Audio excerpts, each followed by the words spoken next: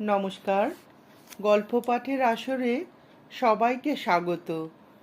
আজকে আমরা শুনব কথা সাহিত্যিক বিভূতিভূষণ বন্দ্যোপাধ্যায়ের ছোট গল্প কুয়াশার রং। ভয়ানক বর্ষা কদিন সমানভাবে চলিয়াছে, বিরাম বিশ্রাম নাই। প্রতুল মেসের বাসায় নিজের সিটটিতে বসিয়া বসিয়া বিরক্ত হইয়া উঠিয়াছে। কোথায় বা বাহির হইবে, যাইবার উপায় নাই কোনো দিকে। ছাদ চুইয়া ঘরে জল পড়িতেছে। সকাল হইতে বিছানাটা একবার এদিকে একবার ওদিকে সরাইয়া বা কতক্ষণই পারা যায়। সন্ধ্যার সময় আরও জোরে বর্ষা নামিল। চারিদিকে ধোঁয়াকার হইয়া উঠিল। বৃষ্টির জলের কুয়াশার ফাঁকে ফাঁকে গ্যাসের আলোগুলো রাস্তার ধারে ঝাঁপ